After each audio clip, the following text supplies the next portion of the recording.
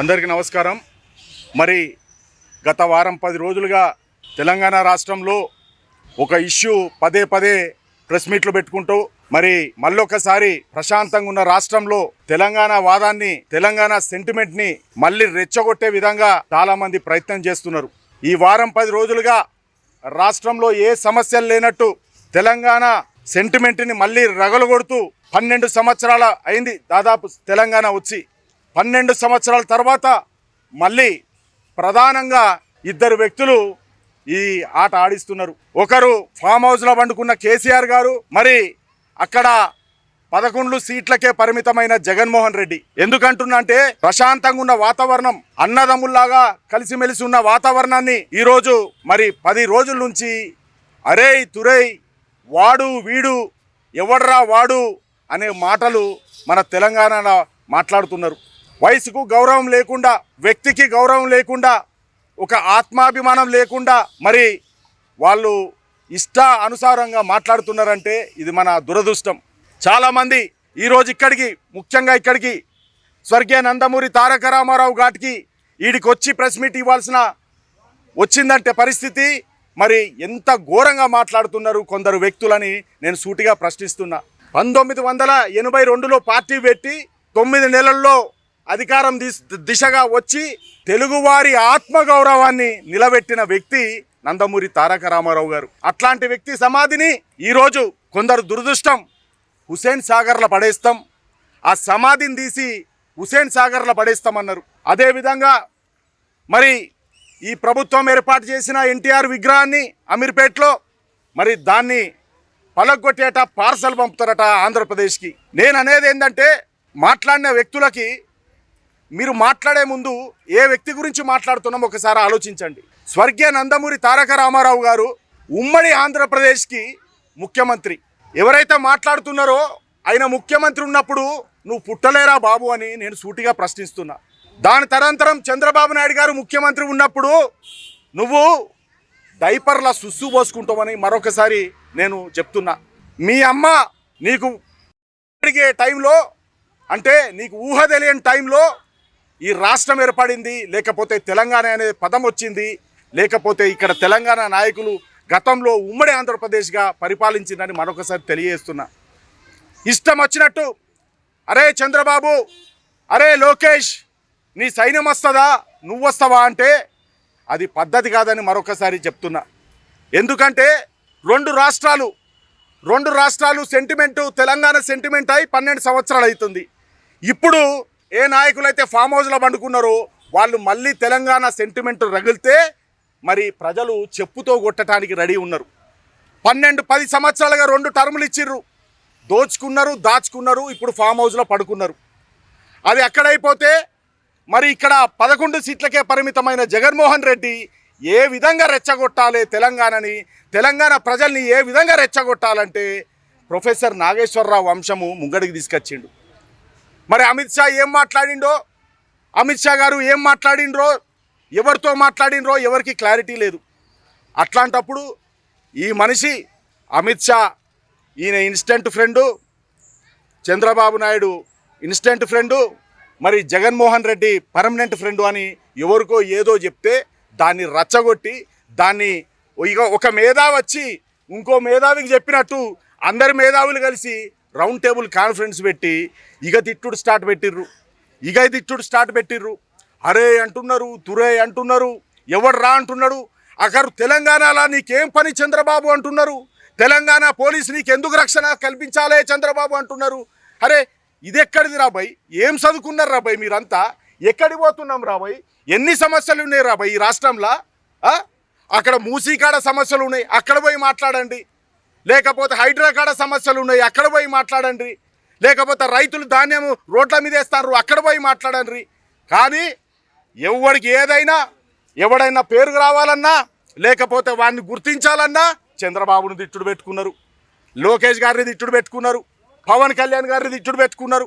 అంటే మీకు తిడితేనే రాజకీయమా? నిన్న చెప్పకనే చెప్పిండు ఆ మనిషి. ఏం చెప్పిండు? మేము త్వరలోనే రాజకీయ పార్టీ పెట్టబోతున్నామని. మరి నువ్వు త్వరలోనే రాజకీయ పార్టీ పెడితే మరి అది సూటిగా చెప్పేది ఉండే, రాజకీయ పార్టీకి వచ్చి కొట్లాడు. ఒక జర్నలిస్టు ముసుగులో, ఒక తెలంగాణ అమరవీరులు కుటుంబాల ముసుగులో లేకపోతే మేము ఉద్యమకారుల ముసుగులో నువ్వు వచ్చి ఆ రౌండ్ టేబుల్ కాన్ఫరెన్సులు పెట్టి ఆ సోమాజిగూడ ప్రెస్ క్లబ్ల కాన్ఫరెన్సులు పెట్టి ఇష్టం వచ్చినట్టు తిట్టుకుంటున్నారు. ఒకసారి వాళ్ళు తిడితే ఒకసారి వీళ్ళు తిడుతున్నారు, వీళ్ళు తిడితే వాళ్ళు తిడుతున్నారు. సమాజం ఎక్కడ పోతుందని నేను అంటున్నా. మీరు ఎంత అవునన్నా ఎంత కాదన్నా ఉమ్మడి ఆంధ్రప్రదేశ్ని డెవలప్ చేసింది చంద్రబాబు నాయుడు. ఈ చరిత్ర ఎవడు తీసేయలేడు. అదేవిధంగా తెలంగాణ తెచ్చినోడు, ఇచ్చినోడు, సాధించుకున్నాడు. మరి మనం ఏదైతే అన్నామో, మీరు ఏదైతే జాతిపిత అంటున్నారో కేసీఆర్ గారు కొట్లాడిరు, తెలంగాణ వచ్చింది. 10 సంవత్సరాలు అయిపోయింది. 2 సార్లు వాళ్ళకి అధికారం ఇచ్చినాం. అరే మొన్నటికి మొన్న పార్లమెంట్లో మీరు పోటీ చేస్తే 0 వచ్చిందా మీకు ఇంకా ఇక్కడ ప్రజల మ్యాండేట్ అర్థమవుతలేదా? మళ్ళీ తెలంగాణ సెంటిమెంట్ రెచ్చగొట్టాలి, ఇక్కడ ఉన్న ఆంధ్రోళ్ళని రెచ్చగొట్టాలి, ఇక్కడ ఉన్న తెలంగాణ వాళ్ళని రెచ్చగొట్టాలి, ఇక్కడ ఈ పార్టీ ఉండకూడదు. ఎందుకు ఉండకూడదయ్యా? నిన్న మొన్న పెట్టిన పుట్టగొడుగుల పార్టీలు వస్తున్నాయి. ఈ తెలంగాణ గడ్డ మీద తెలుగుదేశం పార్టీ పుట్టింది. ఇక్కడ తెలుగుదేశం పార్టీ హిమాయత్ నగర్ నడి బొడ్డులో పుట్టింది. ఇక్కడ పుట్టింది. తెలుగువారి ఆత్మ గౌరవం గురించి పెట్టింది. మరి ఆత్మ గౌరవం పక్కన పెడితే ఎల్లిగాడొచ్చిండు, మల్లిగాని తిట్టిండు, మల్లిగాడొచ్చిండు, ఎల్లిగాని తిట్టిండు. ఏంద్రాబాయ్ అంటే వ్యక్తులు తిట్టుకున్నారు. బాగున్నది. రాష్ట్రాలను ఎందుకు ముడిపెడుతున్నారా బాయ్? మళ్ళీ తెలంగాణోడు అని ఎందుకు ముడిపెడుతున్నారా? తెలంగాణ వ్యక్తుల గురించి పంచాయతీ రాష్ట్రాలతో ఎందుకు ముడిపెడుతున్నారని నేనంటున్నా. ఈరోజు జనరేషన్ జెన్జియన్ నువ్వు మాట్లాడుతున్నవే, నీ పేరు తీసుడు కూడా వేస్ట్ అంటున్నా. జెన్జియన్ నువ్వు మాట్లాడుతున్నవే, జర్నలిస్టు ముసుగులో మీరు మాట్లాడుతున్నారే. నేను చెప్తున్నా విను. నువ్వు మాట్లాడితే భవిష్యత్తు గురించి మాట్లాడు, తెలంగాణ యువత భవిష్యత్తు గురించి మాట్లాడు, యువత సమస్యల గురించి మాట్లాడు. అంతేగాని నీ పబ్బం గడుపుకోవటానికో లేకపోతే నువ్వు ఎవరి పబ్బం గడపాలనో అమ్ముడు పోయినవో వాళ్ళ పబ్బం గడపడానికి నువ్వు ఇట్లాంటి మాటలు మాట్లాడితే ఖబర్దార్ జాగ్రత్త అంటున్నా. తెలంగాణ పోలీసులకు మరి చంద్రబాబు నాయుడుకి ఎందుకు రక్షణ కల్పించాలి? అరే నువ్వు చదువుకున్నోనివా చదువుకోలేదా నాకైతే అర్థమైతలేదు. ఉమ్మడి ఆంధ్రప్రదేశ్కు ముఖ్యమంత్రిరా, అదొక ప్రోటోకాల్ ఉంటుంది, దానికి ఒక పద్ధతి ఉంటుంది, విధి విధానాలు ఉంటాయి. వాళ్ళు వచ్చి రక్షణ కల్పిస్తారు. అదేవిధంగా వీళ్ళకి ఇక్కడేం పని? శనివారం ఆదివారం వస్తున్నారంటే ఎక్కడికి వస్తున్నారా పోయి? నీ ఇంటికి వస్తున్నారా? శనివారం ఆదివారం వాళ్ళ ఇంటికి పోతున్నారు. వాళ్ళ ఇంటికాడ పోయి వాళ్ళ కుటుంబంతో ఉంటున్నారు.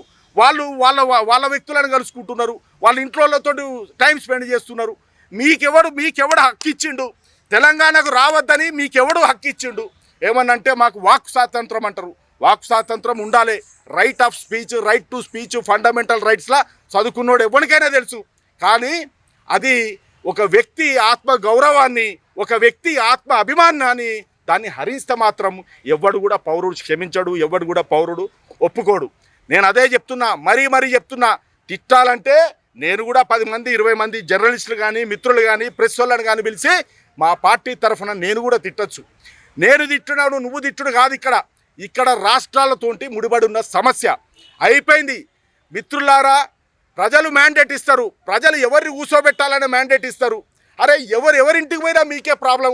ఇది నచ్చలే అంటే జనాలకు నచ్చలేదు. ప్రెస్ అంటేనే చూస్తేనే అరే వాడు తిడతారా, వీడిని తిడతారా, వీడు తిడతారా, వాడిని తిడతారా. ఇదా జర్నలిజం అంటే, ఇదా సంస్కారం, ఇదా భవిష్యత్తు. భావి తరాలు ఎదురు చూస్తున్నారు. క్వాంటమ్ ఎరాలో ఉన్నాం మనం ఇంకా డెస్క్టాప్ పట్టుకొని లేం. క్వాంటమ్ ఎరాలో ఉన్నాం. ముందు ఆలోచించాలి. భవిష్యత్తు ముందు 20 సంవత్సరాలు ఏం చేయాలని ఆలోచించాలి. ప్రణాళిక ఇవ్వండి. చదువుకున్న మేధావులు కదా, మీరంతా మేధావులు కదా. ఒక మేధావికి అవమానం జరిగింది అంటున్నారు కదా, ఆ మేధావిని ఒక బుక్లెట్ పట్టుకొని రమ్మనండి. తెలంగాణ మోడల్ ఈ విధంగా ఉండాలి, ఆంధ్ర మోడల్ ఈ విధంగా ఉండాలి, మన తెలుగు ప్రజలు అభివృద్ధి చెందాలంటే ఈ మోడల్ బుక్లెట్ అమలుపరచమని చెప్పాలి. అంతేగాని నా మీద కేసు పెట్టిండ్రు, ఆంధ్ర పోలీసులు వస్తాండ్రు, తెలంగాణ పోలీసులు సహకరిస్తాండ్రు అనేది ఇది ప్రొఫెసర్ గారికి అది కరెక్ట్ పదం కాదు. మీరేమైనా ఉంటే, మీ మీద ఏమైనా అలిగేషన్ ఉంటే మీరు నిరూపించుకోవాలి. జర్నలిస్ట్కి ఒక కేసు పెడితే ఒక న్యాయం, లేకపోతే కామన్ మ్యాన్కి ఒక కేసు పెడితే ఒక న్యాయం కాదు. న్యాయాల చట్టాల ముందు అందరూ ఒకటే, అందరికీ ఒకటే ట్రీట్మెంటు. అంటే మీరు సహకరించాలి, న్యాయశాఖకు సహకరించాలి, పోలీసు వాళ్ళకు సహకరించాలి. అంతేగాని నేను రియాల్ ఒక మాట రేపు ఒక మాట కాదు.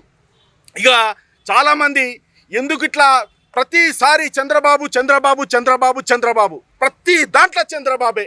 ఆయన అక్కడ పరిపాలన చేసుకుంటాడు. ఆయన అక్కడ అమరావతి ఒక విజన్ నుంచి 2047 అని ముందుకెళ్తాడు. ఇక్కడ ఈ ప్రభుత్వం వచ్చి మరి తెలంగాణని ప్రథమ స్థానంలో పెట్టాలని ఈ ప్రభుత్వం ప్రయత్నిస్తుంది. హైదరాబాద్ని చిత్రపటంలో పెట్టాలని ముందుకెళ్తుంది. అంటే ఇంత వేగంగా పోతా అంటే ఇంకా చరిత్ర తవ్వుకుంటే, ఇంకా మన గోతి మనమే తవ్వుకుంటే ఈ రాష్ట్ర ప్రజలకు కానీ ఇక్కడ భావితరాల యువతకు కానీ మనం ఏం భరోసా ఇస్తాం?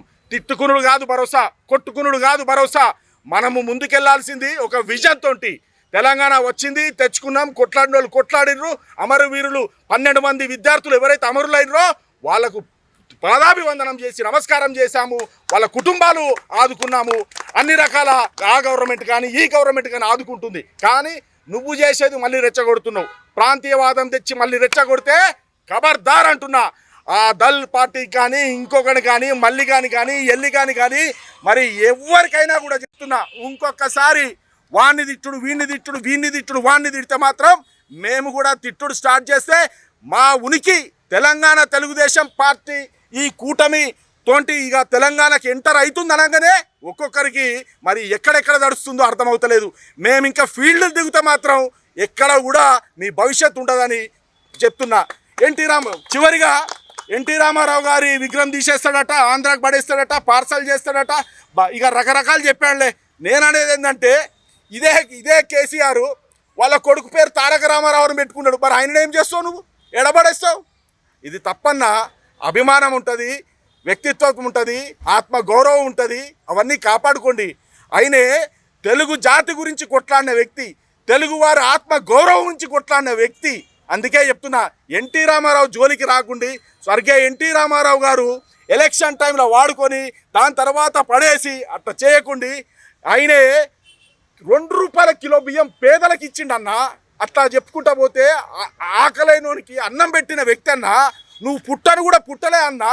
అందుకే అంటున్నా, తెలుగుదేశం పార్టీకి ఒక చరిత్ర ఉన్నది. ఉమ్మడి ఆంధ్రప్రదేశ్లో చేసిన చరిత్ర ఉన్నది. ఆ చరిత్ర మేము చెప్పుకుంటామన్నా, ముందుకు పోతామని మరొకసారి తెలియజేస్తూ, మా నాయకుడి జోలికి వచ్చిన, మా చంద్రబాబు నాయుడు జోలికి వచ్చిన, మా లోకేష్ గారి జోలికి వచ్చిన, మా కూటమి నేత పవన్ కళ్యాణ్ జోలికి వచ్చిన మరి ఖబర్దార్ అని మరొకసారి తెలియజేస్తున్నా. మేము ఇక్కడ తెలంగాణలో పుట్టినాం, మేము ఇక్కడనే రాజకీయం చేస్తున్నాం, మేము ఇక్కడనే ఉన్నాం. 22 సంవత్సరాల అధికారం లేకున్నా ఇంకా తెలంగాణ క్యాడర్ ఉన్నది, బలంగా ఉన్నది. ఎందుకంటే ఒక్కసారి మేము గుండెల్లో పెట్టుకుంటే తెలంగాణ ప్రజలు ఎవరిని మర్చిపోం.